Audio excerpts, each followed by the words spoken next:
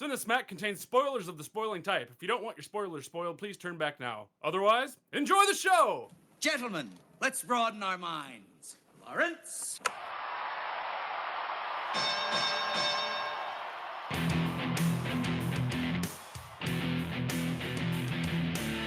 Ladies and gentlemen!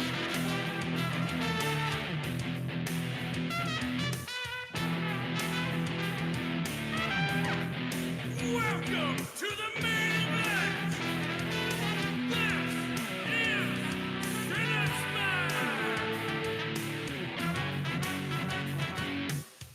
And the winner is...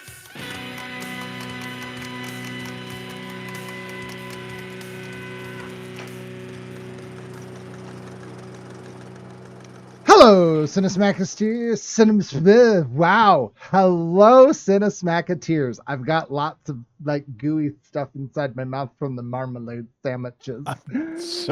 I'm sorry, what?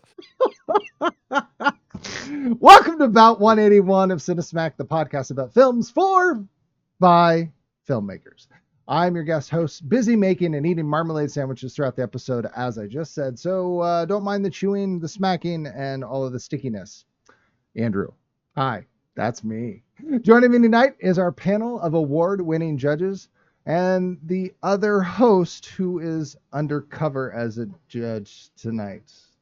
That's gonna be the best that we got. So, first off, writer, actor, director, Kyle, you're looking so well, darling. You really are. They've done a marvelous job. I don't know what sort of cream they put on you down at the morgue, but I want some fine. Oh boy, I was going to pretend to be the undercover host and say a bunch of dumb things in Mike's voice, but I'll let him do that. For two movies that feature long stretches in prison, there were not enough shower scenes for me. Okay. Second, filmmaker and owner of One Genome Short Productions, Gabriel, really nice buns. Lob. That's correct, yes. And take your hands off my lobby boy. Ooh. With the nice buns, what do you expect? That's going to happen. Happen. It happens. Third, filmmaker and owner of Cheshire Moon Films, Tom. Well, what does it say? Where is it? What is it all about? Damn it. Don't keep us in suspense. Serge, this has been a complete fucking nightmare. Just tell us what the fuck is going on. Haggis. I like this show because it just proves that there are still faint glimmers of civilization left in this barbaric slaughterhouse that was once known as humanity. Indeed, that's what we provide in our own modest, humble, insignificant bucket. I like the trailer. It's good. It's good. I almost went with that one, Tom. Oh. Almost. I would have Fourth. been in trouble. Yeah, well, it would have been quick. Fourth, the other host, filmmaker, and owner of Southsider Studios, Mike. We can still hear you, Mr. Keeler. That was the light you turned off. The microphone is on the other side. It's got microphone written on it, Keeler.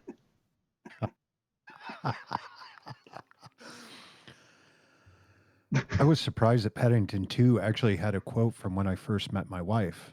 Open your mind and your legs will follow. Aww. Oh, oh. Wow. Yeah. The romance. Is she a regular listener? I mean, Not anymore. No. Yeah, not anymore. the romance is alive. How many years have we been doing this? I think she was on one episode, and that's the most she's ever listened to this podcast. Mike wasn't even on that one. He was just. Well, our wives will have something to not talk about next time we get together. Oh. All right. Let's poke the monkey and see what films we are discussing tonight if we haven't given it away already. Ladies and gentlemen, there behind bars and twerking concierge, welcome to the main event. Tonight, two twisty tales of comedic capers and unexpected outcomes enthrall and entertain us in a bid to be the best. Will Paddington 2 charm its way to a championship? Or will the Grand Budapest Hotel be a 5-star success? In the first corner, from 2017, written by Paul King, Simon Farnaby, and Michael Ball. Directed by Paul King. Story, Hugh Bonneville, Hugh Grant, and Ben Whishaw. Paddington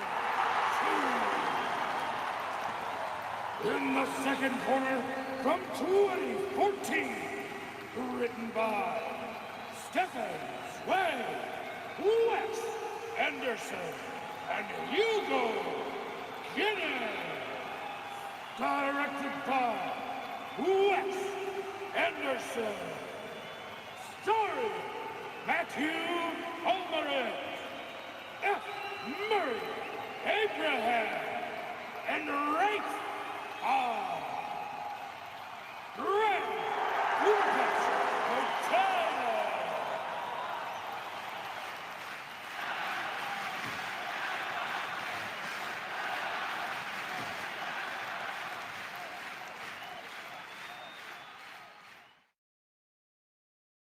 So, yeah, we're going off of the wonderful Paddington 2 and the Grand Budapest Hotel. We have some pretty exciting stuff to talk about for both of these movies. And for those who have not seen Paddington 2, it is nominated as pretty much one of the best family movies of all time. But we'll get into a little bit of that a little bit later. So we're going to start us off with the magical round of writing, and we begin with Tom. Hey, all right. So I think both of these movies are absolutely exceptional, and I think a lot of it. I think acting is a big part of it, but I really think what gives these stories the best, or these two movies the best chance to succeed and endure, and why we're talking about them so far long after they came out, is their story. That they're both at the heart. They're very there's a whimsical like prison breakout, and the colors are the characters are written very colorfully. The dialogue in both of them is really well done. I think I like if you had said back in like 2016 that before Paddington 2 came out that we would even consider putting Paddington 2 up against Grand Budapest Hotel, which was in the running for Best Picture the year it came out. And it's arguably Wes Anderson's best film, in my opinion. And that the sequel to Paddington would be at this level, that it would be able to be competitive with a movie like Grand Budapest Hotel would be kind of laughable. But like I said, the stories are really good.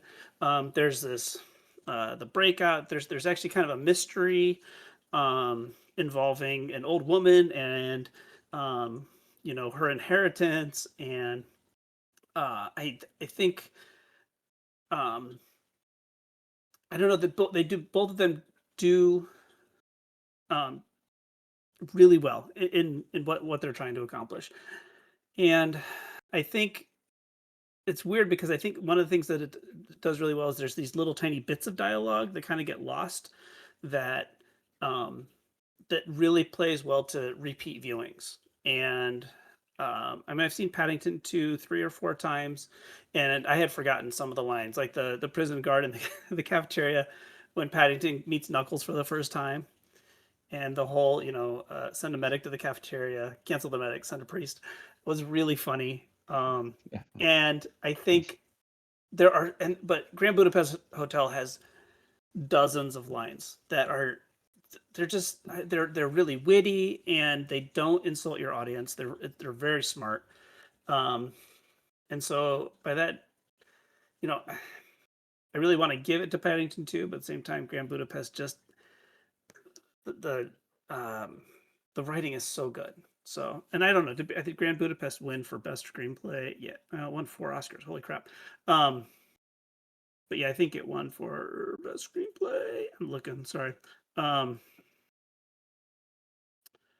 It was nominated. So, I don't know. I think they're just really great. And I know there's like 2 tiny things in Grand Budapest Hotel that kind of keeps it from being a family movie. But I will tell you that it is probably more than 2. Well, I mean, there's the head, and then there's the giving head, and then there's the wrinkly painting boob and the painting. Oh. But that's art. So I don't know. Okay. But I will tell you, it's one of the first rated R movies that I showed my kids, and I think my son, who's 13. How old were you when you saw Grand Budapest? 11. So he was 11 when he first saw it, and it's one of their favorite movies. They love it when they all get together. Hey! It does, in a good way. No need to. Yeah. He's very mature. They're cultured, so he has both paintings up on his wall. So anyway, A boy with apple, and I don't know what the other one was called, but I don't know. A girl with peach, I think is that one called. Good one. Oh God, somebody else talk. It was a George O'Queef. Isn't that where isn't that where the phrase "one hand in the bush is 2 in the"? It's a bird. A bird in the hand is worth 2 in the bush. Oh, So you're better off having 1 bird is dead than losing it to chase 2 in the bush. It's like a in hunting the bush. metaphor. Yeah, the bush. Yeah, it's not about plucking birds out of women's nether regions. Anyways, yeah, Their Tom, you're nests. absolutely yes, lady nests, empty nest, like that show with the guy that's Saint Bernard. Remember that? All right. Anyways, moving on. Yeah, I am a Wes Anderson coin flip. Whereas some of his stuff I absolutely adore. Other stuff is too cute, and I'm like, I see what you're doing, and no, sir, I don't like it. Grand Budapest Hotel is the best of Wes Anderson, in my opinion, of what I've seen. And we'll get to it when we get in directing, but I think a lot of that has to do with the performances he gets out of the actors. But the script is so simple, but filled with so much detail. Like I guess the story, right, from A to B is very simple, but the in-between is filled with so much detail. All of the pieces connect and interconnect and weave throughout time. There are lots of little fun and funny touches, some of which, again, I think steer into that too cute, like Saoirse Ronan having a birthmark that looks like Mexico on her face. Like, that's a little like, okay, Wes Anderson, we get it. You're very quirky. But man, yes, the dialogue is incredibly smart.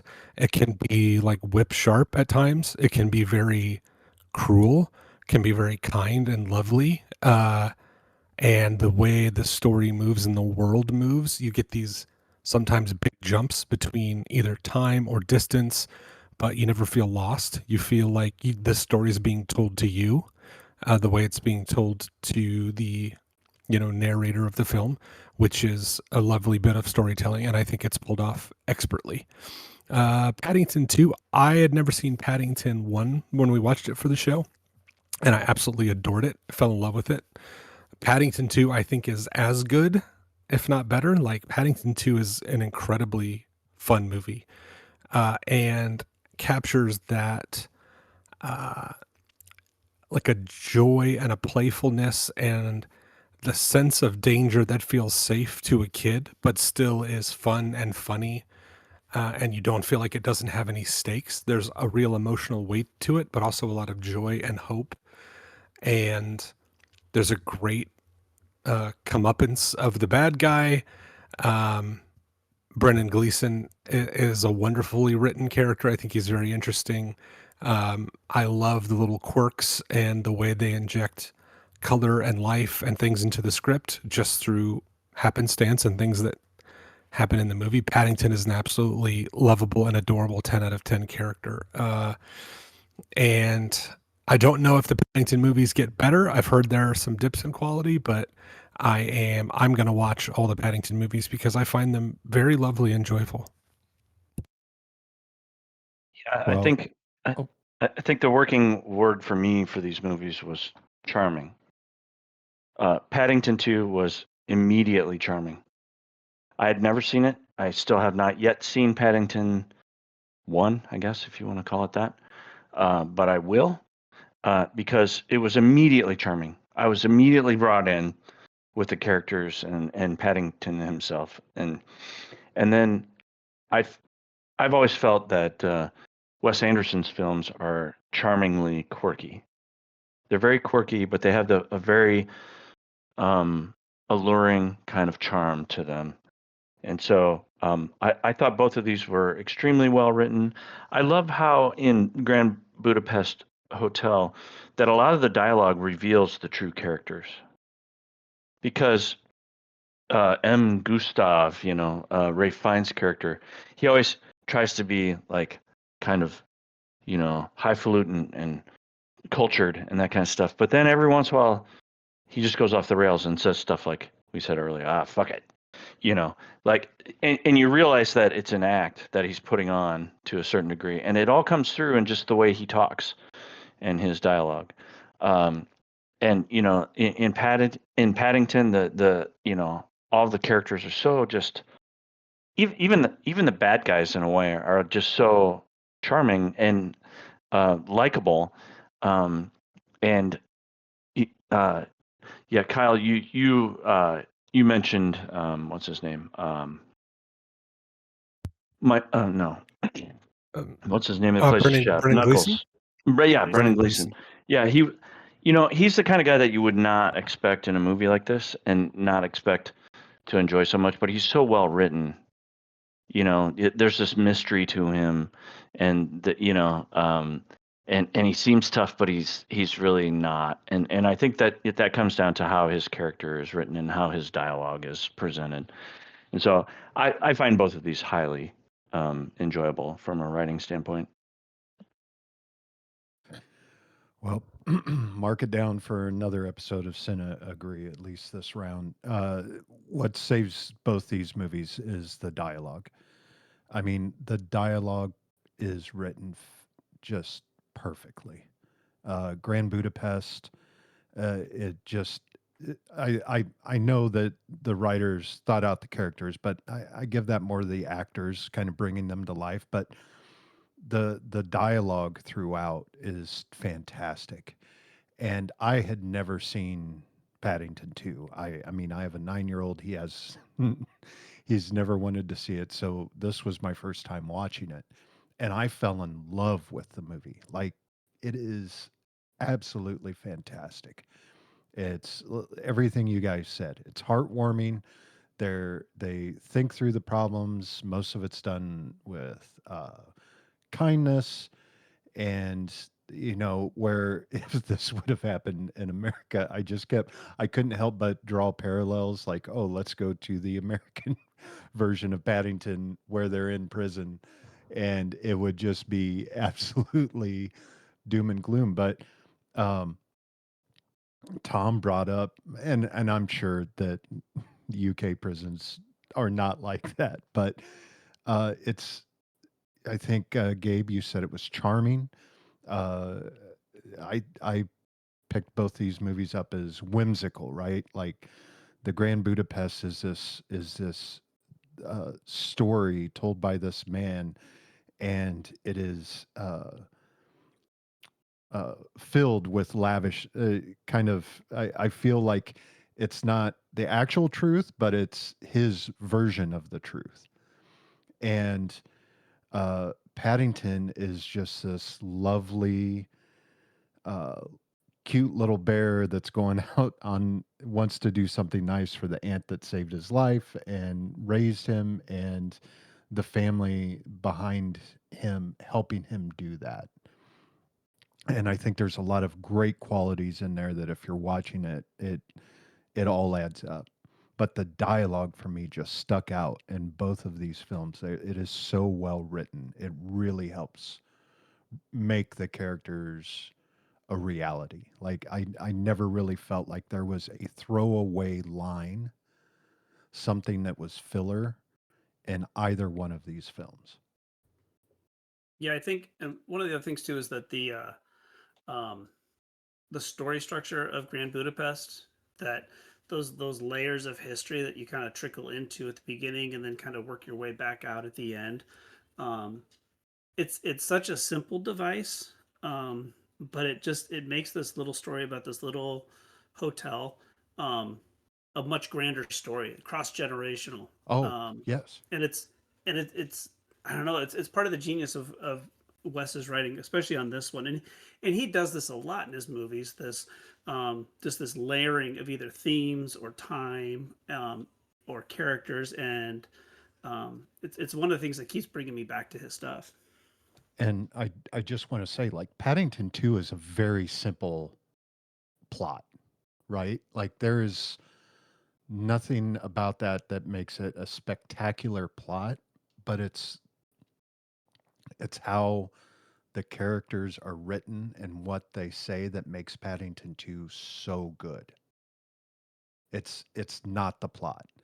Where Grand Budapest, you do kind of have this little mystery things kind of weave through, like you said, but I feel like it's a little more complicated than Paddington 2, but that doesn't make Paddington 2 worse for it. Yeah, and it's interesting how, Grand Budapest Hotel has a little bit more adult themes in it. And yet it never really, to me, it never really crossed the line. We kind of mentioned some of those things early on, but it's still somehow, kind of approachable and charming, even though it has a little bit more adult themes and material in it from time to time. So, yeah, and yeah, for Paddington 2, I just really felt like, yeah, all these characters were so thoughtfully developed that we could actually care about all of them, even the bad guy at the end when he gets to do his own show. And I'm like, this is great. I love this because he's a bad guy. He's been doing kind of bad things throughout the whole thing, and he's maybe even been threatening to kill some of these characters, or but he still gets his he still gets a kind of a positive ending. And I just, that's one of the things about Paddington 2 is that it's very very optimistic. It's heartwarming. Yeah, it's a feel good It movie. is, yes, Yeah. for sure. But it's not sappy though. You know what I No, mean? it's not It's like, saccharine. yeah, And it yeah, doesn't yeah. feel cheap. Or pandering. Yeah. Yes. Well, that was quite the whimsical round. Look at that. I love it. Oh. So All nice. right. So yeah, we're gonna vote now. That was Tom. Oh boy, I'm gonna have to give it to Grand Budapest, I think. Gabe. Yeah, I'm split as well, but slight edge to Grand Budapest, I think. Kyle. Oh, they're both very good. You know what? Give me Paddington 2 on this one. And Mike. Man, I'm in the same boat as these guys. Stroke. Paddington 2. All righty. Hey, Danny, you're good for the night. See you, man. Danny Boyle's good. All right, Gov. He's going home early. See you later, Gov. This is how I feel with Wes Anderson movies. I'm getting paid to pimp him. Okay, writing Paddington 2. Writer and director Paul King co-wrote the screenplay for this movie with Simon Farnaby, who had a small role in Paddington, the first one, as Geographers Guild security guard Barry. In this movie, Barry, same character, is now a security guard at the St. Paul's Cathedral, where he shows an attraction to the nun he catches sneaking around, who is actually Phoenix Buchanan in disguise. Yeah, This that follows- was very funny. So scene it was follows great. a similar gag Yes. in the first film, in which Barry shows an attraction to Mr. Brown when he's disguised as a female cleaner. So ongoing joke throughout these. Yeah. The Grand Crossover Budapest jokes. Hotel is the highest grossing movie to date for writer, producer, and director Wes Anderson's career. And it was also included amongst the 1001 movies you must see before you die by Steven Schneider, and it was added and it is part of the Criterion Collection. Which, based on what everything said, I think that pretty much fits. All right. 100%. Let's move on to acting. Well, I used. Oh, sorry. Gabe. I got ahead of myself. I used the word charming for the first round for the writing. I think I'm going to use the word complete or comprehensive, maybe, for the acting. Both of these movies have really great casts that just, really no complaints. I mean, I don't know how Wes Anderson does it. And I think Tom, maybe it was Tom that mentioned earlier that, one of the great things is not only the writing, but the performances that Wes Anderson gets out of his actors. And even in the shortest of scenes, Wes Anderson works with all of these great recognizable actors. And some of them in Grand Budapest only have short scenes. They're in it for, seconds or minutes, but they're all recognizable. And the characters, even those simple characters, kind of jump off the screen. And I think the performances are understated in many ways. But that's what's really great about them to me, is that, and I feel like he gives the actors a lot of leeway as far as how they want to portray these characters. And it's weird because at the same time, I think they're over the top in some ways, and yet they're understated in other ways. And I just don't know how he does it. I think he gets great performances out of these actors, these kind of almost kind of, I don't know the right word for it, but he gets great performances out of the actors. And I think the actors in Paddington 2, voice actors, physical actors, just so enjoyable on the screen, and so, again, so charming, so complete, so enjoyable to watch. Really great performances in it. And this is going to be another difficult round. I think it's actually going to be closer than we think, because there's some really, really strong performances in both of these movies.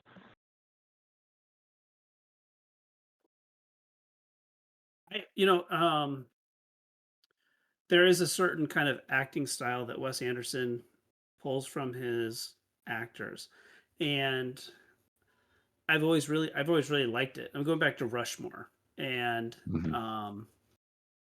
it's yeah, like it is unlike really any other movies out there. His production design and his scripts and his acting that he gets out of his actors all kind of they're all almost trademarked as Wes Anderson-y. But Mm. yeah, on this watch, I got kind of the point is like it's almost like a lack of acting, and I don't want to take anything away from the really great performances, but it's it's a little stilted. And when I put it up against a movie like Paddington 2, where um, there's so much life, and like you said, Brendan Gleeson has got some really fun range in Paddington 2, Mhm. and Mhm. Hugh Grant just, I mean, chews scenery through the whole thing, and it's so much fun to watch.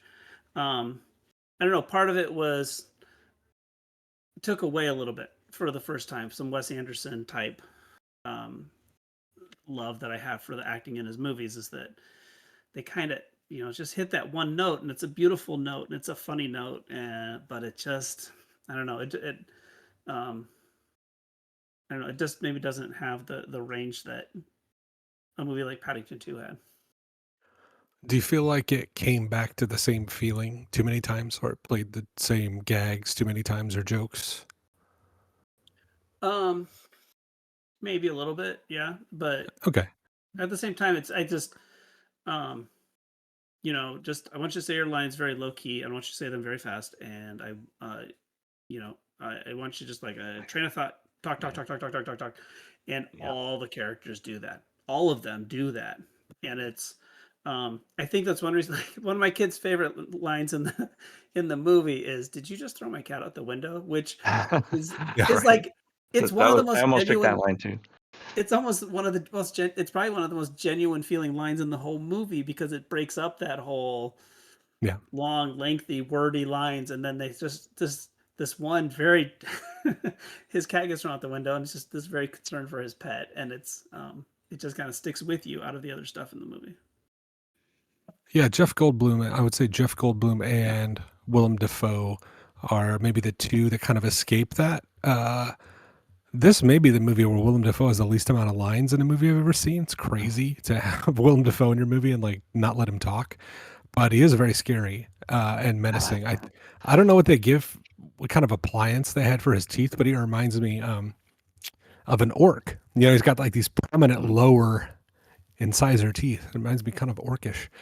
I didn't think Adrian Brody was great in this movie. He is a little menacing. He's kind of quiet. He's a little weedy. It doesn't really strike me as putting fear into anybody. It's just me. I mean, of course, until they all start shooting at the end, which was a crazy scene. But I think the chemistry between Ray Fiennes and sorry, I don't have the actor's name, but the lobby boy um, is really incredible. Saoirse Ronan fits into that really well. Ray Fiennes is just every time I see him, I gain a new appreciation for him, which I think we talked about it in Conclave. Like he's such a good face actor. You can get so much from his expressions, just his little micro expressions and the way he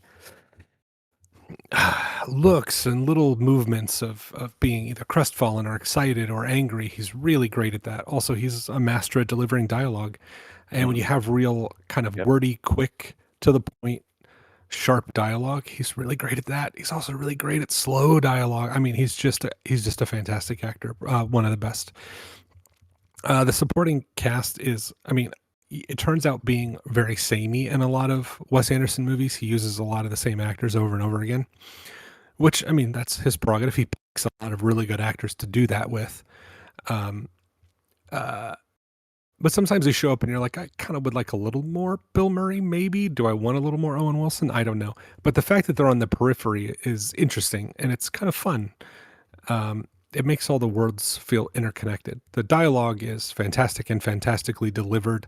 I think it repeats itself a little bit for me. I mean, they kind of find themselves in the same situations maybe one too many times, but it's very fantastical and a good story kind of woven throughout everything. I mean, we didn't even talk about like Jude Law's in the movie. You know, it's just an incredible cast of characters that are just there for short amount of time, and they kind of pop in and pop out. But they're also given really good physical stuff to do, like what they call like business, right? Like stuff to do in scenes. Uh, they're just given lots of interesting, fun things to do in the world that makes things move and flow. Really quick, getting to Paddington. I think it is the ideal portrayal of a family unit, like of the blending of people with all different interests and struggles and um the on things and things they care about, but they all care for each other and come together, even though, you know, you have people in the house that aren't blood related. Like they all treat each other so wonderfully. And even in the neighborhood, with the exception of the one really mean Doctor Who, they all treat each other with such affection.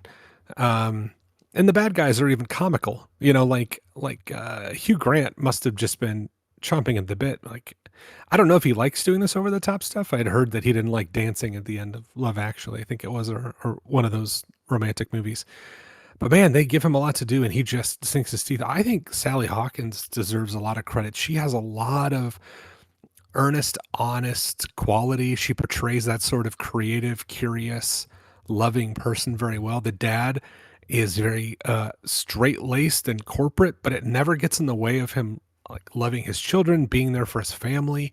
Like they all have aspects of their personality, but the thing they have in common is their care for each other, and they all pull that off so well.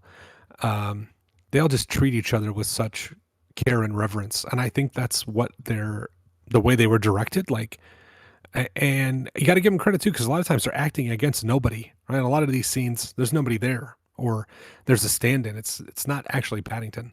And also the work they do to give Paddington his facial expressions and his reactions and his dialogue. I mean, it's just fantastic. These movies are fantastically acted. Boy, oh boy. That doesn't leave me much to say besides I agree with everything everyone has said. You've touched on all of my notes. I mean, Hugh Grant really sold the movie for me, along with, oh gosh, we said his name a few times. The prison Brendan cook. Gleeson? Yes, Brendan Gleeson. Brendan Gleeson. Like both of them really made the movie for me, right? Besides Paddington, and I know it is a totally animated character, but Kyle brings up a good point. Like, there's a lot of times people are acting without seeing what's there. You know, they may have had a stand-in, or they may have had, you know, some kind of device that they could look at, you know, like a stick with a smiley face on it or something, but there's nothing, and they pull through that. And it doesn't come off where sometimes you can tell in movies when they have a CGI character, they are not really into it. Their eyes are just a little bit off, you know, looking at the character in a shot. These were all just great. But yeah, both of them really made the movie for me. I really enjoyed them. And Grand Budapest, you know, someone said that you have these little bit parts for big stars, and it's great when you're sitting. Oh, you're like, oh crap, that's Harvey Keitel, or oh crap, that's Bill Murray, and Jason Schwartzman at the beginning of the film. You know, Willem Dafoe has such a uh, original look that he doesn't really need lines. You know, like you said, they gave him those prosthetic teeth, and he just has to look menacing. And I mean, he looks menacing trying to be nice. You know, he has this great look, and I thought that fit perfect. It's always great to see Jeff Goldblum. Ed Norton, you know, pops in, pops out. I and it just go through the list. You know, I'm looking at IMDb right now, and looking at the cast, and it's hard to say that I did not like an actor in the film. So, once again, for me, this is going to be very difficult. I had a question about Ed Norton's performance. Yes. I like Ed Norton in it, but I felt like he had a lack of an accent. I felt like he was supposed to be Oh. kind of a Germanic character. I agree with you on that. It And is I felt like very- was that it intentional is or was very that just American. yes? And the same with the brief appearance of Owen Wilson. Yes. I felt like there was something about his performance that it was like, oh, it's a little bit just too Owen Wilson. Now, those are minor criticisms, by the way, but I you know, understand. just thoughts. Get off the podcast, Gabe. Yes, okay. See you later. It could have been, in my opinion, it could have been where they actually tried doing the accent, and Wes Anderson was probably like, "No, I don't like that," or it was Right. it was bad, right? Could be. Either he didn't care for it, or it was bad, or they couldn't do it. So they're your three choices. But I agree with you. Like when Edward Norton started talking, I'm like, wait, he's just an American. Yeah, he doesn't sound very like all the other guys seem very like kind of Germanic in descent, you know, Right. And because obviously that they were representing, Yep. you know, Nazis and stuff. But But just real quick, I'm sorry. Someone brought up just the extras. Some of the extras in both of these films are great. And I don't even mean extras. I mean, even a step above where they're just kind of secondhand characters. They have, there are some great spots for them to do a little bit of acting in both of these films as well. Not just the main cast. Knuckles breakout crew are all, I mean, everybody, all the guys in the prison do a great job. Your support characters. That's what I was trying to think Yeah. of. Mm-hmm. Yeah. And then Tony Hale and Noah Taylor are in there. It was just fun kind of seeing like people that you knew just pop up in these little roles here and there. Yep. Yeah. Like, I know him. Oh shit, that was Well, that round was wholeheartedly heartwarming. Oh, boy. Charmingly Fantastic. Wonderful. All right, Gabe. Yeah. Oh, me? I'm voting. This is a tough one. I found oh man. I love the Wes Anderson style, but I really found Paddington 2 to be charmingly heartwarming. So I'm going to go with Paddington 2. All right. Kyle. Oh, yeah, boy. I just, for the sheer amount of great acting, I'm going to give it to Grand Budapest. Okay. And Mike. Oh, God. I'm going with Grand Budapest. All right. And Tom. I'm going to give it to Paddington 2, but just barely. Barely, huh? All right. All right. Well, a bigger laugh on that one. Wow. All right. Well, I'm sure our listening audience, they will laugh. Barely. Oh my God, I'm so sorry, Tom. Hey! Hey. It was that or this guy sucks, so yeah. Stinks. This guy stinks. All right. Paddington 2. One day after completing her demanding underwater scenes from The Shape of Water, Sally Hawkins flew from Toronto, Canada, all the way to London, England to begin production on this movie, only to find out she would have to shoot underwater scenes for this movie as well. So she went from, hey, I'm going to get all dry, and now I'm all wet again. That's okay. Grand Budapest Hotel. So you guys were talking about accents. Let me give you a little bit of trivia about said accents, shall we? So Rose Ronan plays Agatha, and Anderson recalls her asking which accent should she use for the character. And I said, well, Ralph is speaking like an English person, and Jeff is speaking like Jeff Goldblum, and Tony is speaking in the accent of Anaheim, and we have German actors who are speaking with German accents, so I guess Irish. Ronan replied that she's never played a character in her real accent, so, quote, for my first time, it will be when I'm playing a bakery girl from Zabrowski, or some Zabrowka. Ugh. Yeah, that's a word. That's easy for you to say. I know. So I thought that was really funny that it kind of sounded like they were just like, it's a hotel. Whatever accent you want to pick, I guess. I thought that was relatively interesting. Okay. Well, don't stop me from you getting it on. Let's go to directing. Kyle, why don't you make like a director? And get the leaf out of here? I don't understand. Oh, directing. Okay, so let's start with the elephant in the room, Wes Anderson and his directing style, which I think is I could say you love it or hate it, because I don't want to say it's the same every movie. There are variations on a theme, but he has a distinct style. And if you can't get with that style, I think it's a bit like the Spice Girls. If you want to be my lover, you got to get with my friends, right? So if you want to enjoy these movies, you got to get with Wes Anderson, and you got to buy into some of this.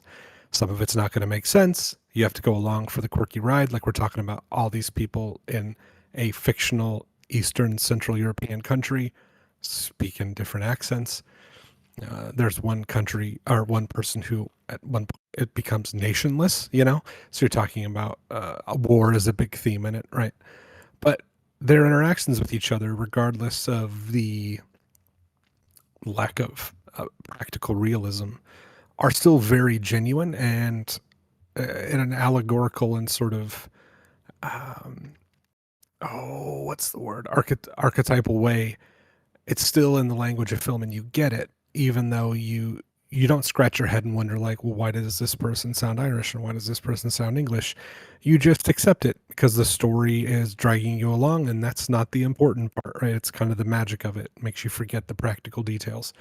And I think the way he sets a shot, the way he frames things, his use of color, his use of distance and depth in shots is really spectacular. There are some incredibly amazing shots in the Grand Budapest Hotel, and they run the gamut from beautiful, wonderful, interesting close-ups, very simple shot, reverse shot, very fantastical places like the observatory, writing, when we see the hotel from a long distance away, we see the under shots, as they're going down into the sewer to escape, like just fantastic. It's great. The pacing is great. His use of lighting and color is wonderful. It's a marvel. It's a treat to watch. It's the style that is going to be whether it's up to your taste or not, whether you can kind of accept that quirkiness. Paddington, I don't want to say Paddington is like safely directed. That would be incorrect. It's incredibly competently directed and perfectly directed for its subject matter. I can't think of a child-leaning movie outside of some of the big staples like Toy Story, some of the Pixar films, right, that you go like, wow, that is a fantastically directed movie. And those are almost entirely animated with no humans in the frame. This is a mixture and a lot of mixture of practical and CG effects, and it just blends so well together. You never doubt that Paddington is real and there, even though you obviously know he's not. And that is such a credit to the director for getting the buy-in from the actors, for getting the eye lines right, for all that attention to detail that makes that work. And also for the visual artists and the directors of that process that tie that together. I have been so incredibly surprised these last few months watching Cinesmack movies, and I'd never seen Grand Budapest Hotel, and I would not consider myself a huge Wes Anderson fan. I've seen maybe a handful of his films. I was blown away by how much I loved it, and Exactly the same with Paddington 2. I loved Paddington 1. It took me completely by surprise, and Paddington 2 was like a second helping of a great meal. Like, I know I'm just sitting here gushing. You can make checks out to my name and just send them to me, or cash in envelopes, I prefer. But look, I really have no negatives to say about the directing of these films. I think they are superbly executed. So I'm with Kyle. Wes Anderson for me is 50-50 if I like the film or if I actually want to watch the film. But I always try to give it a shot. And it's generally 50-50. And there's something about this film that just hits right. I think it was firing on all cylinders. But his directing style, not only are you directing your cast and you're telling them, as we spoke in last round, how they should deliver their lines or how they should look, in the scene, but every frame is meticulously thought of. Every shot is designed in a way that is, for me, as someone that pays a lot of attention to shots, lighting, it's just fantastic and I love it. Um, and I think Tom even said that this is his best film, and I would have to agree with that out of the ones that I have seen. And I've seen maybe three other films that he's done. Uh, the time it takes to set up each shot that he has in mind has got to be just forever. And I would think that he has this crew that knows how he works so they can think ahead, you know, um, and it's great. Like just every shot is uh, a painting. It's almost at some points it feels like you're watching a stage play, but you're not. It's not like the old 50s, uh, 40s, 50s movies where essentially they were kind of doing a play in front of a camera uh, style. But this just, it's that quirkiness. Now, Paddington 2, before I just keep going off about the framing and such, Paddington 2, what blew me away was the storybook. The the the absolute beautiful layout of him visualizing his aunt coming to London, and he's running uh, down with all the paper cutouts, and it was just beautiful. I loved it. And I would agree with Kyle. Like there are certain scenes where it's like, yeah, okay, I understand. You had to get this shot.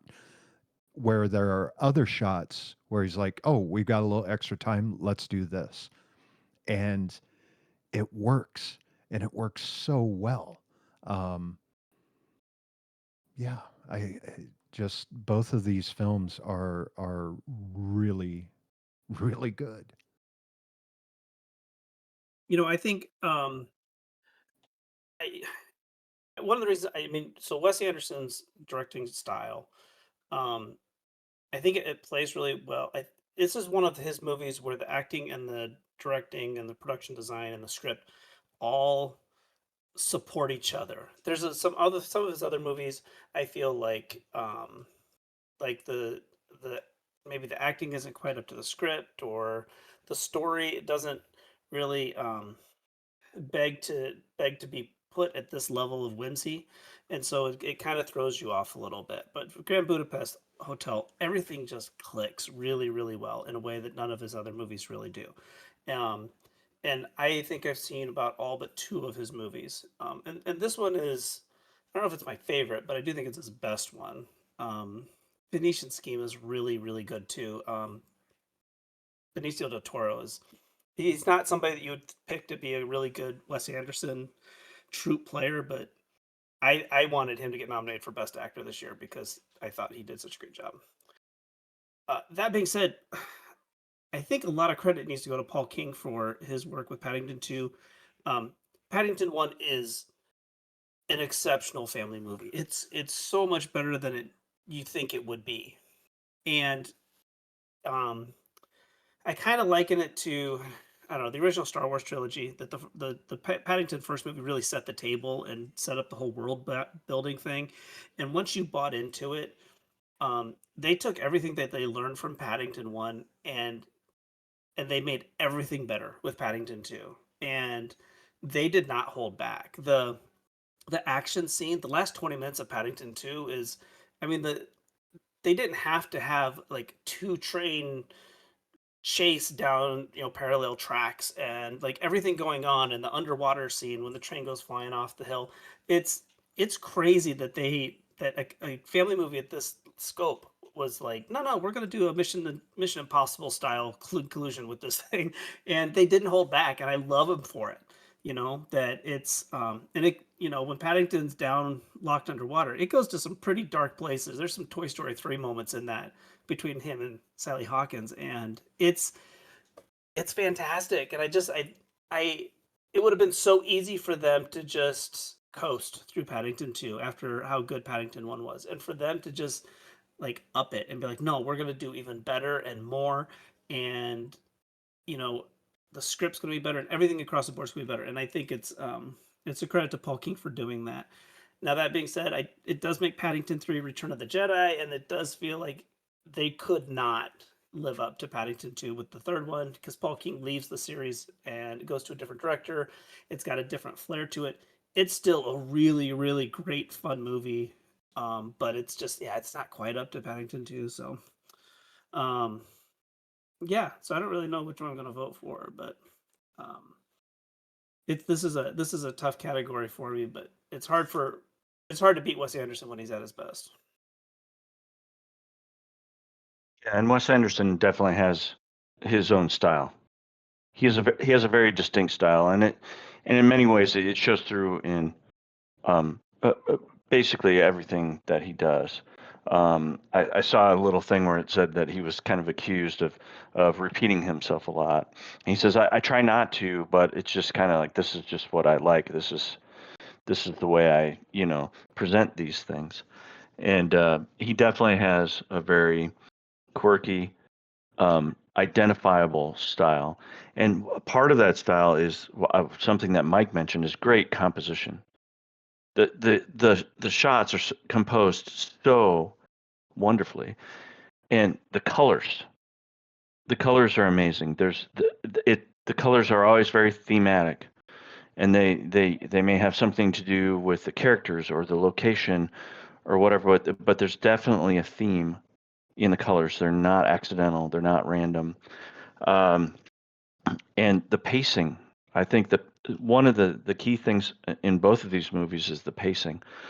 And actually, it kind of made me think of Edgar Wright. I think Edgar Wright, in some ways, is a little bit like Wes Anderson, in some ways. And one of the ways would be the pacing, the just perfect pacing, the perfect editing of these scenes. There's no time wasted, but you still know exactly what's going on and where people are.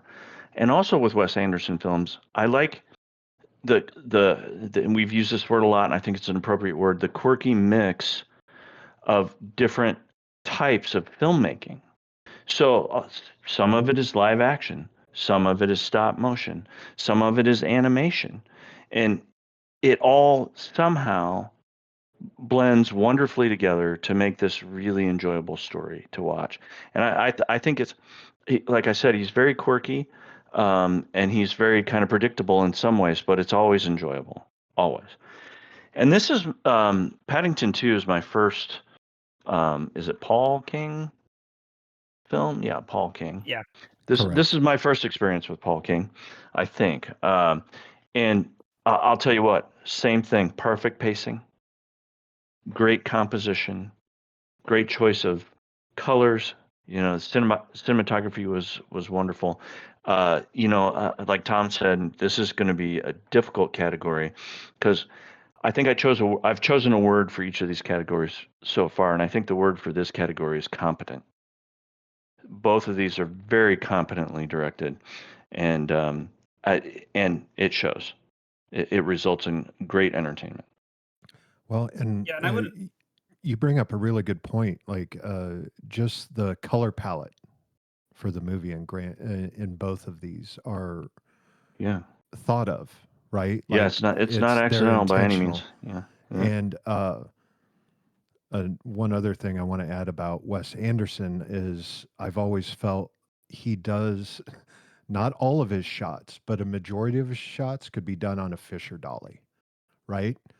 Yeah. Like every once in a while, there's a dolly move either toward or away or side to side. There is a boom arm up, boom arm down. There is otherwise, like Kyle said, shot, reverse shot, static. Every once in a while, you might see something that would involve a jib. But other than that, it is very simple storytelling. And he does it very well because he fills that frame with character.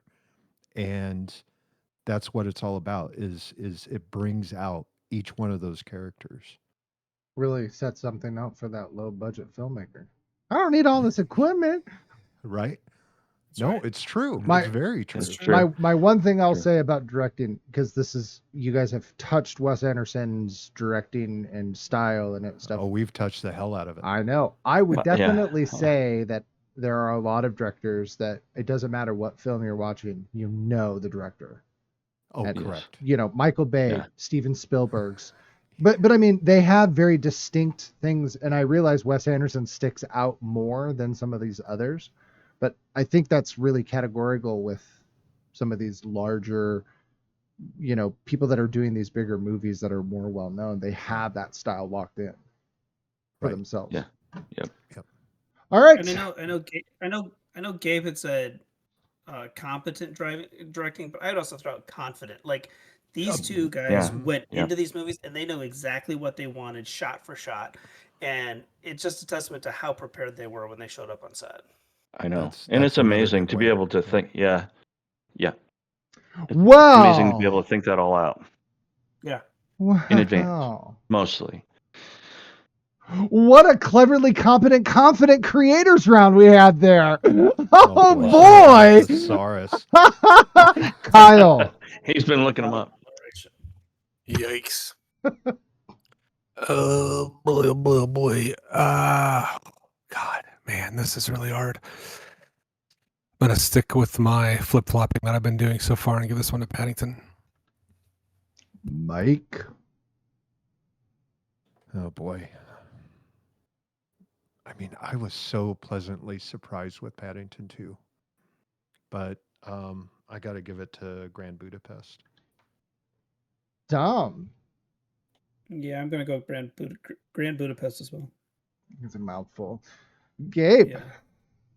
Yeah, this might be the round that tips it a little bit. I'm because of the immediately recognizable and distinct style, I'm going to go with Wes Anderson and Grand Budapest. Grand Budapest. Gotcha. That's strangely hard to say. Yeah. All right. In Paddington 2. Sanjeev Vaskar says when he filmed Paddington cleaning Dr. Jeffrey's windows, it was actually writer and director Paul King shimmying his rear end up and down on the soapy glass. Was he in it like green suit doing fantastic. it? Probably. In the Grand Ping pong Budapest balls. Hotel. Yeah, that would be an interesting ping pong ball suit with your ass on the window. Wes Anderson saw a St. Bernard in the streets of Saxony, Germany, where they filmed. He took its information down and he hired the dog for the film. The dog's owner is also in the scene, which meant they didn't have to have an animal wrangler. And all Anderson said was, I hope that's legal. Yeah. Well, and I'll say I want us to address this question in overall. I want to say it before I forget it. Speaking of dogs, what happens to Paddington's dog friend at the end? It wraps up almost every other storyline neatly, but I don't recall what happened to the dog, and we can answer that in the next round. Maybe you need to wait for Paddington 3. Okay. It's not in there. So I know, but come on, work with Dang it. me, Todd. You're Is it killing me. possible Yes. Paddington 2 is a prequel for Old Yeller? Oh, Jesus. geez. And Grizzly I Man. didn't. I didn't expect it to get so dark. And where the red fern grows. And overall is next with Mike. I'm not sure there's much else that can be said about these movies, but I'll try. You brought up the window cleaning. I love the fact that he had a band with him when when he was cleaning the skyscraper, and then they show up again. I mean, oh my God. Like the movie is just fun, and in these unprecedented times that we live in, you need a little bit of that escapism. And joy that the movie brings you. You know, I'm known as the action movie junkie. Like I love horrible 80s, 90s every action movie, but this movie just drew me in, and for all the right reasons. As far as music is concerned, like I nothing really stuck out to me as something that I would want to have on my phone. I did enjoy the score of Grand Budapest, but it's nothing that I'm running straight to iTunes to buy. Paddington 2, I enjoyed the music. I liked the musical number at the end. With Hugh Grant's character, I thought that was great. But I mean, overall, we've always go down to rewatchability, and that's the problem here. Both of these films are very rewatchable. Both of these films have stuff that if you watch them again, I'm guessing you're going to pick up on, something new, and you're going to be like, oh, I never noticed that before. Like Tom, I don't know if this was before we started to do the show, but he mentioned the guard when Paddington is getting ready to talk to Brendan Fraser's character. And he's like, send the medic down to the. He's like, no, just send the. What was it? Send the priest. Yeah. Cancel the medics on the eh, priest.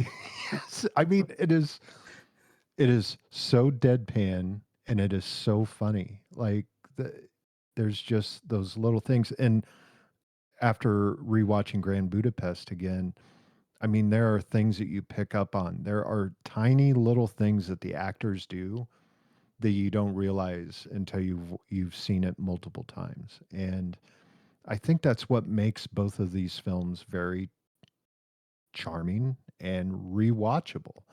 Uh, is the culmination of really good writing, very, very good acting, competent directing, and it just brings it all together. I mean, this is why movies are made, both of these films.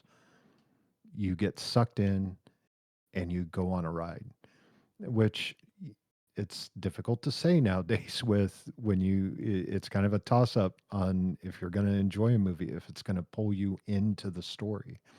But both of these films accomplish that, and they're great. I think one of the things that that speaks to the greatness of these two movies, and it's I hate using this as a metric for how good a movie is. But the fact that both of these are like an hour 45 or less and they are entertaining and they're fun.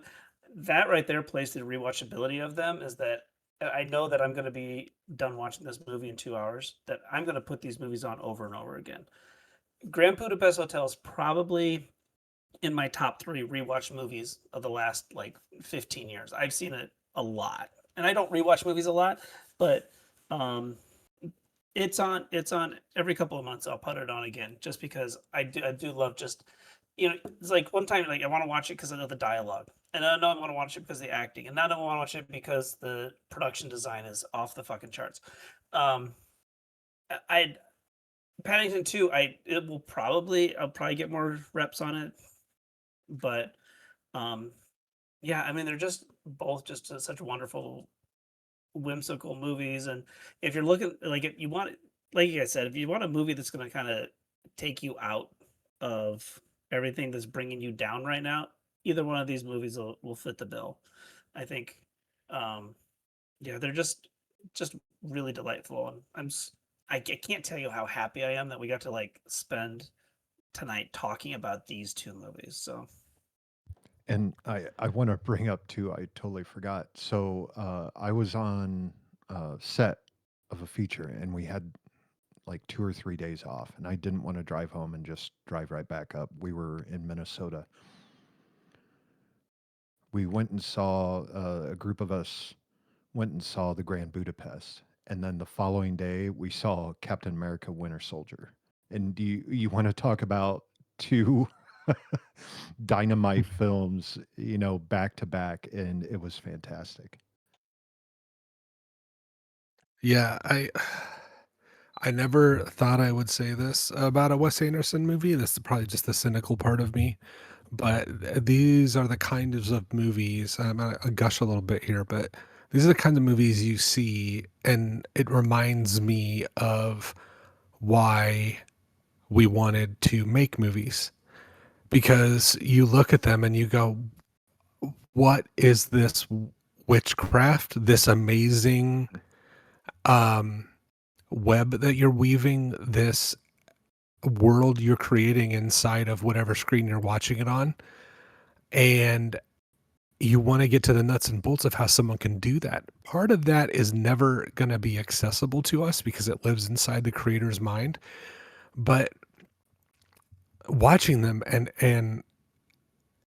feeling the emotions that they are eliciting from you, and realizing that you are losing yourself to something, to the magic of movie making, to the power of the story, to relating to the characters, the situations, to everything going on, and that for a while you've blocked the rest of the world out, and the only thing you're focusing on is this ride someone's taking you on. That is, to me, one of the most magical things about making movies. And when you see things like Paddington, and it is the least, and I mean this in the best possible way, considering the current state of the world, it is such an uncynical movie. It is just pure. It feels completely pure and made with love and joy and care. And that's what it wants to get across to you, even when it's showing you, oh, there's danger, there's excitement, there's heartbreak, it's all wrapped in this layer of care. And that is so refreshing to watch. I had a little personal info. I had such a terrible day yesterday. It was awful. And I put off watching Paddington until today because I was telling my wife, I just don't feel like watching a movie. I don't feel like watching a movie. And she goes, yeah, but you might feel better. You might feel better if you watch Paddington. And I wish I would have listened to her, because it would have turned my entire day around. But I put it off until tonight, and I was in a better headspace, and it was just delightful. But the Grand Budapest Hotel was so surprising to me. It is such a, I think there's this, we talk about the quirkiness of Wes Anderson, and that can be a barrier to entry for some people.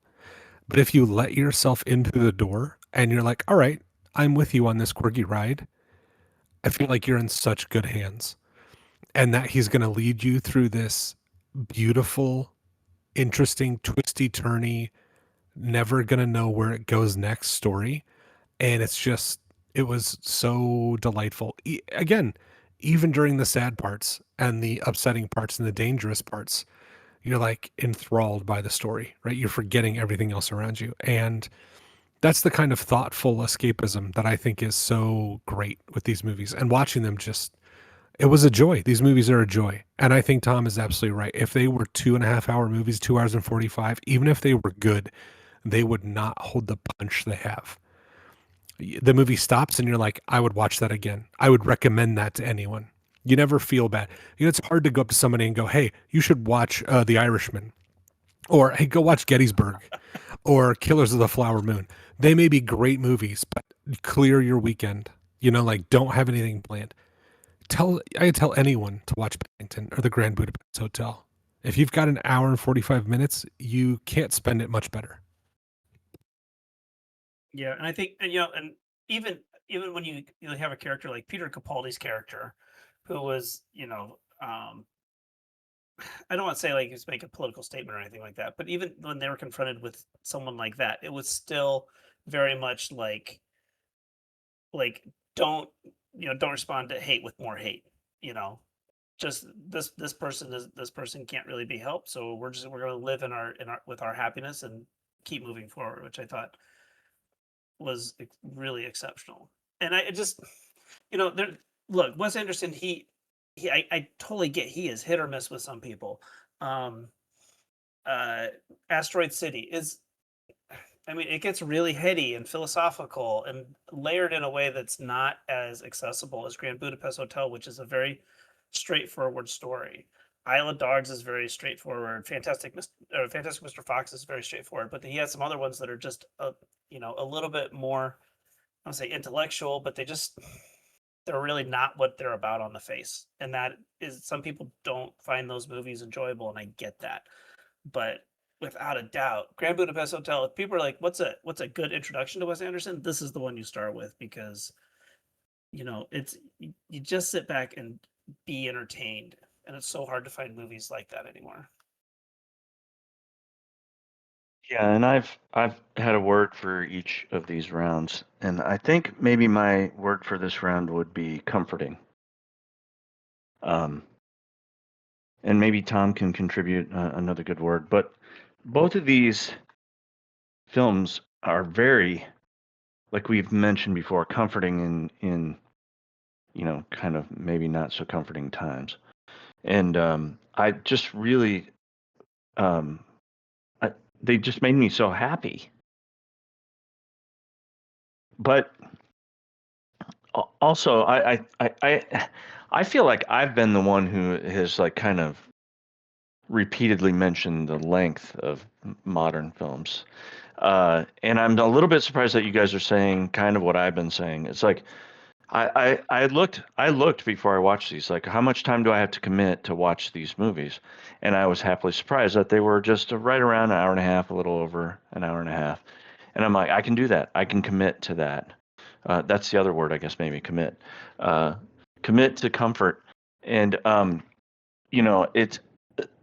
I really, really, I had seen Grand Budapest before, and I'm kind of.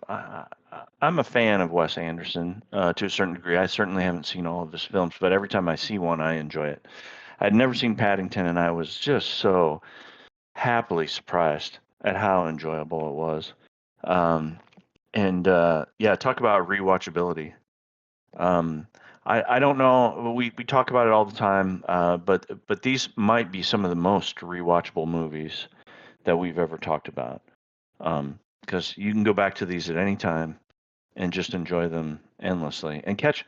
Here's one of the things that I liked about Paddington is the ending during, I think it was during the credits, but they were going through all of the different like people and like, well, what happened to these people, and we get to see that Knuckles starts a sandwich shop and it's called Knuckles Sandwich.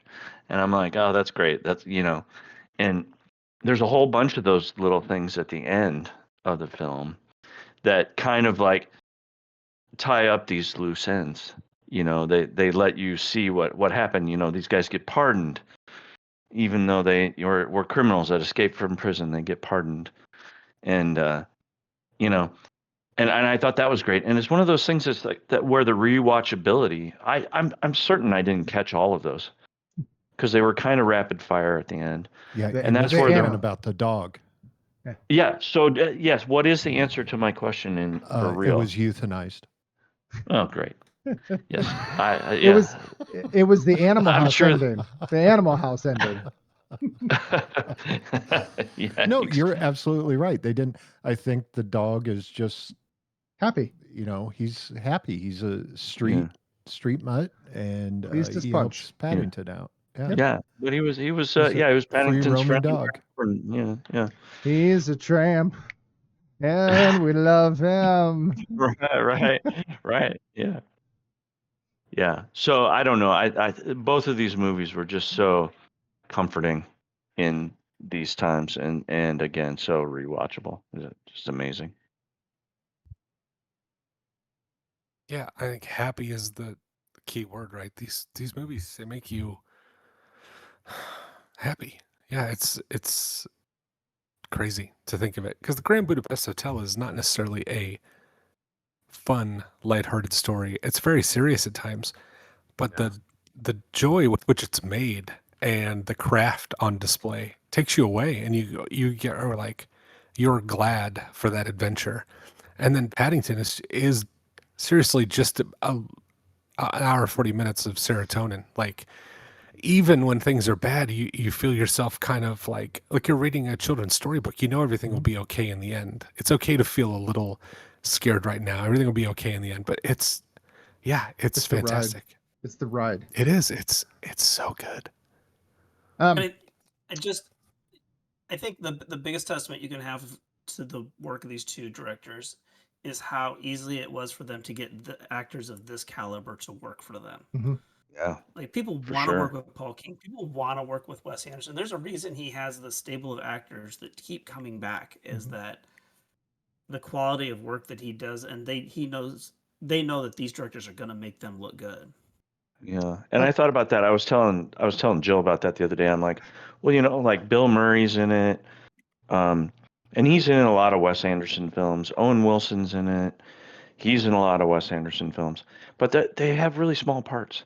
And just think about convincing one of these actors to go there and do all the setup, get in costume, do the lighting, do the setup for just a couple of minutes in the film.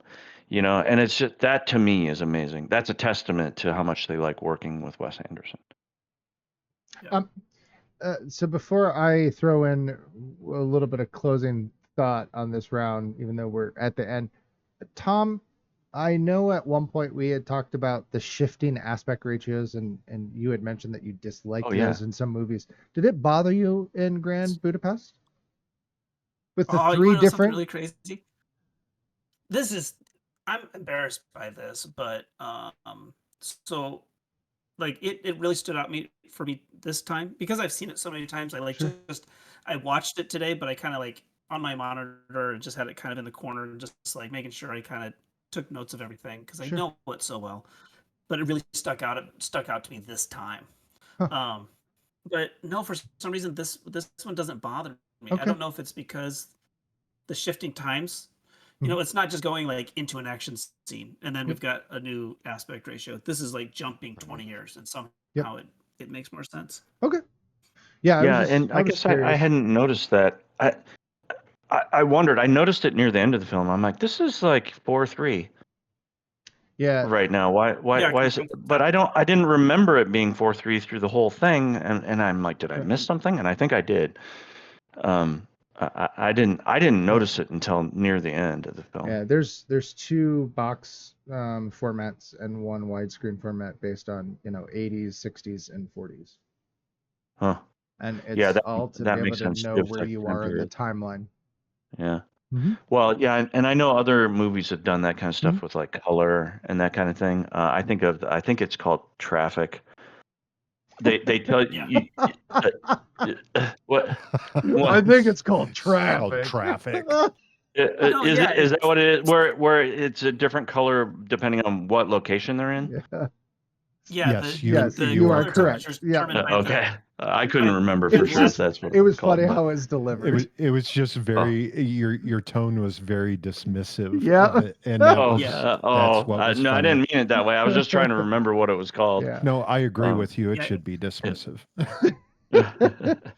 I love Traffic. I thought Traffic was great, but yeah, because they did the shifting color by how far they were from the border. Like on the border was white, and then it got cooler as you move north and warmer as you move south. And I don't know. I saw it, so I was in my 20s, and I was like, this is a freaking amazing. What a clever idea. Yeah. Yeah, so I found this. So I'm a big Wes Anderson fan. It doesn't matter the Wes Anderson movie. I will go to and I'll see it. I will take anyone who will go with me. I will drag sometimes people to go with me just because I want them to experience Wes Anderson. Yes, my check is in the mail. But I really, really enjoy his style, his feel, his storytelling, and what he can do. With Paddington 2, well, with the first one, fantastic.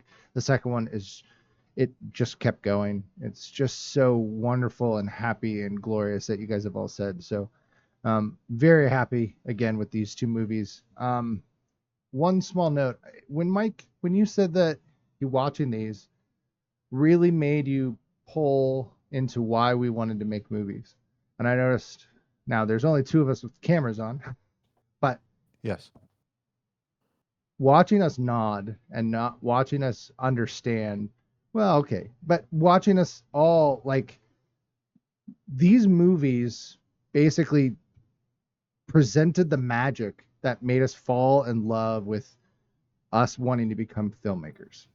They showed us that magic again that sometimes you're missing in film, and it reminded people why we wanted to act, or why we wanted to shoot a movie, or why we wanted to create that magic ourselves.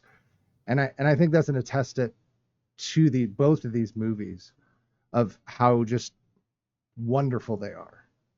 And I mean, we can come up with alliterations of words over and over and over again with wonderful and whimsical and cute and fun and happy, but I mean, it's all true. Like, there's not really anything we have said tonight. Yes, it seems like we're being a little Willy Wonka-ish, but it's true. These movies are very much all of those things. So I really, Agreed. really enjoyed all that. I think it's a girl. This is what 181st episode, and it's our first Wes Anderson film. It is. That Which is so true. shocking. Yep, I did. I It's looked crazy to me. too. Yeah. But Yeah, next, it's pretty- next All year, right. next year is gonna be all Wes Anderson. Oh, All right, round 4, the culmination of comfort and charm. Yep, that's what happened there. Okay, Mike. okay. Oh my God. Yeah. I'm giving it to Paddington 2, simply because I went in totally like, why did Tom put both of these films together? Because I had seen Grand Budapest, and I'm like, man, so Paddington 2's got a lot to live up to, and boy, howdy did it. Brilliant, Telling you. Tom. Boy, I'm gonna have to give it to Grand Budapest just because. I mean, Wes Anderson is amazing, and this is the best of the best. And let's put it this way: if Paddington 2 was a Wes Anderson movie, it would be my second favorite Wes Anderson movie. Fair. Gabe. Yeah, I'm gonna go with Paddington 2. I was like Mike. I was highly surprised at how exceptional that movie was, and I was not surprised by Grand Budapest. I had seen it before, and I knew Wes Anderson was a good director, but Paddington 2 really took me by surprise. All right. And Kyle. I'm gonna give it to Grand Budapest for the same reason Gabe gave for his. I expected Paddington 2 to be good because I loved the first one, and I'd heard the second one was even better. And I was kind of dreading Grand Budapest because I never know what I'm gonna get with Wes Anderson. But I was charmed and I loved it. Okay. So I'm not going to end on anything sad, but I thought this was, especially for a lot of the World War II people and things like that in here that do a lot of that historical work and all of our vets that we honor, I felt that this was actually one of the most appropriate stories I'd ever heard about Paddington that I wanted to share with you guys. So Vladimir Zelensky, Ukraine's current president and former comedian and actor, actually voices Paddington in the Ukrainian dub of the film. Shortly after the 2022 Russian invasion, Hugh Bonneville tweeted, "Until today, I had no idea who voiced Paddington Bear in Ukraine. Speaking personally, thank you, President Zelensky." Michael Bond, the author of the original books, often said his inspiration for Paddington was seeing refugee children fleeing Nazi violence, especially Jewish children and his family sheltered during the war. He told film producer Rosie Allison, "We took in some Jewish children who often sat by the fire, quietly crying at night, uncertain about their parents' fate, and we felt the same. That's why Paddington arrived with the label around his neck." Zelensky is Jewish, with his grandfather being the only one of his 4 brothers to survive World War II. The others died fighting the Nazis. Michael Bond was humbled and grateful for Zelensky's contribution to his life's work. That's amazing. Yes, it was one of those things that I read and I was like, oh my God, like, wow. So to end off in the happy tone, Grand Budapest Hotel. The pastries from Mendel's were actually created by a real bakery in Görlitz, Germany, and became so popular that the crew had to restrict cast members from eating them in between takes. We had talked multiple times about Wes Anderson and the actors that reoccur in his films, and it is interesting because Wes Anderson because they are actually approached by Anderson to be in his films, but it is more often than not, many of the actors are almost begging Anderson to be in his next film. So I would say that to our testament of what we talked about with all the actors and things like that, that a lot of them, they're wanting to be in the movie. They want to be there. You know, Bill Murray says, "I don't care what part I play," type thing. So I think that's kind of neat. So pretty amazing stories about both of these movies and about the directors and writers and stuff. So that's pretty all right. Nice work, kids. All right. Well, with that being said, let's go on to recommendations. And we're just going to start right there at the top. Tom. All right. So my recommendation is going to be a little bit off kilter here. Movie came out in 2022. Movie theaters are kind of getting back on their feet, and so not a lot of people saw it. But it's called The Unbearable Weight of Massive Talent, and it's the story of an actor named Nicolas Cage, played by Nicolas Cage, and he gets roped into going to a super fan's birthday party, played by Pedro Pascal. And he gets caught up in some drug running, but so he plays Nicolas Cage, a version of Nicolas Cage who was actually in all of the movies. And so Pedro Pascal's character has the props and costumes from the movie, and then things start kind of spiraling out of control, kind of in an adaptation way, kind of like a reflection on pop culture and society. But the two characters bond over the movie Paddington too, and it's really funny. And Nicolas Cage does such a great job playing this exaggerated version of himself, and Pedro Pascal is I think he's a really funny actor. I always love seeing him on Saturday Night Live. So if you didn't catch it when it was in theaters, check out Unbearable Weight of Massive Talent. Very, very good recommendation. Thank you. Gabe. Well, during pregame, before we started recording, we were talking about how hard it is to come up with recommendations. Recommending something we haven't recommended before. Speaking of Wes Anderson, I recommended Isle of Dogs twice already, and maybe consecutively. I don't remember. It is a great movie, and I'm not going to recommend it a third time. But the idea is that it's difficult to come up with recommendations. But I think this is one that Mike might get on board with if he hasn't seen it yet. It falls into Mike's category of like action movie. I'm going to recommend Sisu, Road to Revenge. I recommended the first one, I think, because I wanted to see it, and it was crazy over the top, like Finnish John Wick. And Sisu Road to Revenge Yes. is even more over Yeah. the top. It's crazy, crazy, crazy. But it's, we were talking about how these were just they were just entertaining movies that you could just enjoy. And this one you can just kind of turn off your brain and enjoy the crazy over the top action sequences and just marvel. I just can't imagine how they get this stuff, because I think there's a lot of practical effects. They're doing a lot of this stuff for real. Explosions and fire and bullets and all kinds of stuff. It's crazy. So it's not really to the caliber of the movies that we talked about tonight. But if you want some mindless violence and some action, check out Sisu Road to Revenge. The I have mine, not seen it. the mine scene is top notch. There's nothing like it. I highly I know. recommend both of them. Have you seen the first one, Mike? I have. Yeah. And It's not quite as good as the first one. right. They're fantastic. I understand, but yeah, you said it best. It's finished John Wick. Yeah. And yeah, pretty damn good. Gabe, you recommended the first Sisu movie in December of 2023. There you go. 3 years So ago. there you go. Almost. Well, good lead in. Kyle.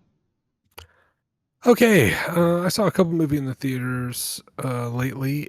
One of them I liked a lot more than the other, but I'm gonna warn you, maybe controversial, I guess, in some way for some people. So do your homework. If you're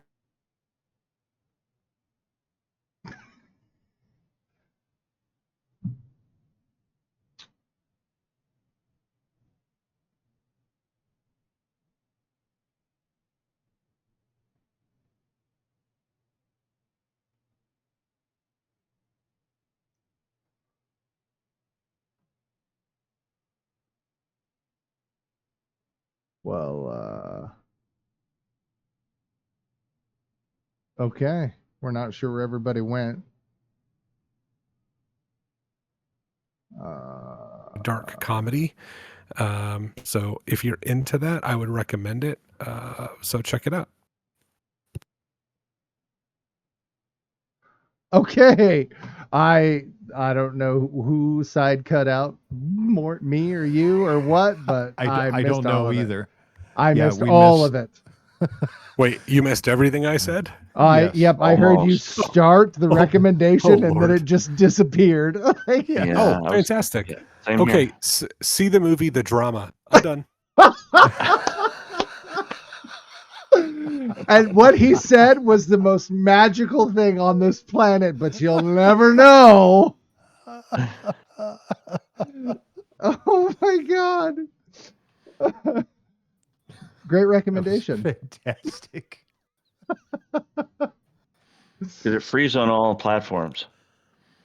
I was had not nothing. getting. Yeah, I got nothing. Yeah. I heard nothing. Oh, Yep. sorry, Kyle. That sucks. We've got I don't do storms second Well, going. takes. we'll We've let got you. We'll storms let you going go through it again if so- you want to. Yeah. Take two. I don't do second takes. It's very true. Okay. All right. So, all right. Well, we'll move on to Mike then. Sorry, Kyle. All right. Well, there's a movie out in theaters that kind of gave me the same feeling that both of these movies did. It's uplifting. You lose yourself in the story. The visuals are absolutely spectacular. The writing Oh. is fantastic. I know. The acting is fantastic. And it just blew me away. And I would recommend seeing it on the biggest screen possible. And it's directed by Lord and Miller, written by originally in book form Andy Weir, but also Drew Goddard helped write it. It stars Ryan Gosling, Sandra Hüller, and James Ortiz. It is Project Hail Mary. I mean, it is just a fantastic movie. Perfect. It has everything. It has great acting, great writing, great visuals.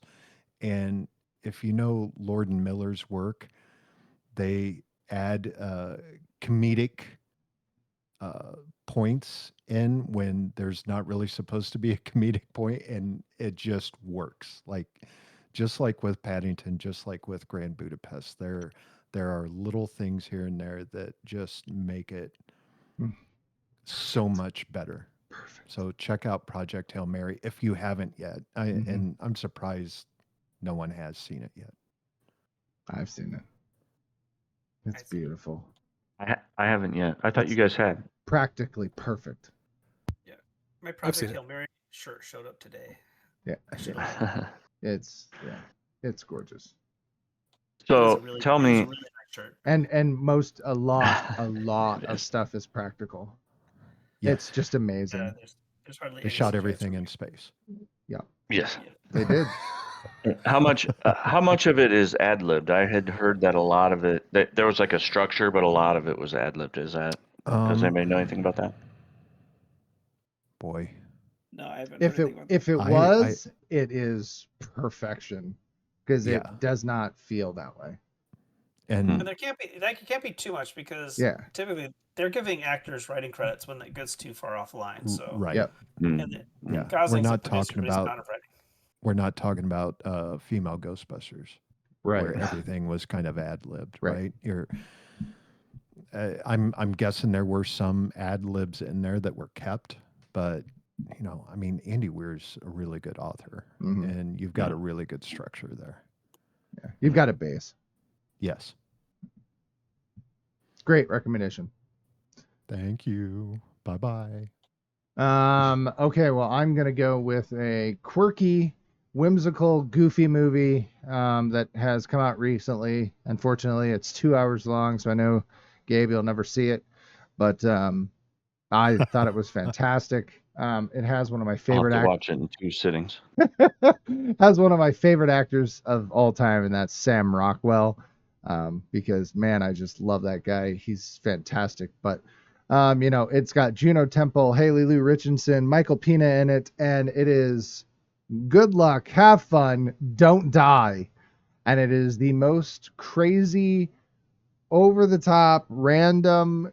You're not entirely sure what's going to happen next. And then when something big does happen, you're like, wait, what just happened? And why?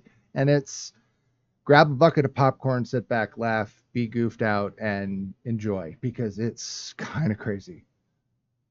But Yeah, very I will enjoyable. watch that one. It's That's so fun. that's definitely on my list. I haven't had a chance yet, but that's that's one I'm interested in too. And I feel the same about Sam Rockwell, especially after Moon. I thought, oh man, he's fantastic. Moon's glorious. Yeah, and acting with himself, he's just so good. So I'm with you on that. Yeah, I can sit through 2 hours of that. All right. All right. Our monkeys have tapped me on the shoulder, jiggled my nuts, and picked my nose, and told me that it is time for the winter sick girl. So, Ladies and gentlemen, may I have your attention, please? Your winner by decision is Grand Budapest Hotel. now, I will say that if it would have been for Kyle's vote, if Kyle would have voted for Paddington, it would have been a perfect show, because we were tied all the way up until the very last. And I was sweating bullets because I don't have the tie. The tie announcement. recorded? No, I have it recorded. I just don't have it ready in the soundboard. I'm like, oh God, what do I do? Yeah, because we were Okay, really I'll do it during really- recommendations. Yeah, we were really, really close. 7-9, Paddington 7, Budapest 9. So very, very close. Like I said, we were tied all the way up until that last round. So this is a huge testament to these movies. Even though we say that it doesn't mean one's bad or, one's better than the other, but to say that they were this close, neck and neck, pretty much across the board, everyone struggled to make a vote because everyone wanted to vote down the middle, really just proves what these movies are about and how they make us feel and the enjoyment that we get off of them. So awesome show and Yeah, awesome. this is our Yeah. third 9-7 this year already. Yeah. Yeah. So super, super close. Better than And the 6-7. second month in a row where my vote decided. That is true. Yeah, because last month we would have been in a Doesn't make tie any sense. too because of Yeah. Kyle. It switched. Oh yeah, last was 11-9 last month. That's right. Yeah. All right.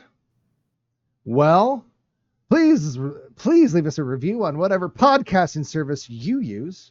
It helps us reach new listeners. And if you like us, tell your friends. And if you hate us, tell your enemies. You can contact us at cinesmack@gmail.com. Follow us on Twitter, Facebook, YouTube, and Twitch, where you can enjoy the live recordings that you're listening to right now. Just search Cinesmack. In May, which mob boss are you going to piss off and whose hit list are you going to be on? Because it's Road to Perdition versus Miller's Crossing. Oh my Oh god. my god, that's gonna be so good. I know. Oh. For Kyle, Gabe, Tom, Mike, and myself, please, thank you for listening and go catch a flick Go catch one now. now. Do it Do it. now. Now. Don't question it, just do it.